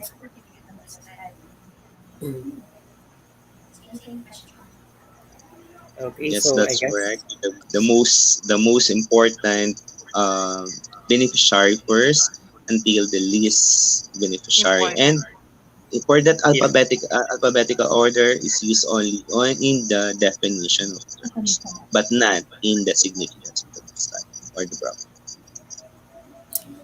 All right, so I guess our audience are really active. Yeah, we've been receiving a lot of questions, so meaning to say they understood, the topic. Okay, so thank you. I think that's the Thank end you of so much. our question Thank and you. answer. Actually, we don't have yet our dinner. Yes. Kaya gutom na. Thank you, everyone. So I Thank think that you. concludes our webinar for tonight. So thank you so much to our amazing speakers who have contributed a lot in today's episode: significance of the research study, definition of terms, and scope and limitation. So once again, never-ending gratitude to our magnificent speakers for today: Ma'am Sunshine Patan, Ma'am Leah May Uzon, Ma'am April Guevara Valdez, and of course to Dr. Arnold D. Alvaro for sharing your precious time and expertise with us today. So, once again, thank you so much, ma'am and sir. Thank you. Thank you. Thank you. Thank you. All right, so thank you so much. Dear knowledge seeker, right? So I would love to thank you all for attending today's session. So that hopefully you've learned something new and something interesting today. So please leave a review or comment our page if you learned something wonderful on our discussion. So once more, please do not forget to collect your e-certificate and to give a check-in with IGP. To spread information with your friends, and we hope to see you all on our next webinar. For everyone's information, we had extended our diploma certificate submission on its new date, January 15 of 2022. So we still have 2 more days remaining. So thank you so much for staying with us. And I hope to see you again on our next episode. Right? So once again, I am Sergi, and as you ma'am saying thank you and always, thank you.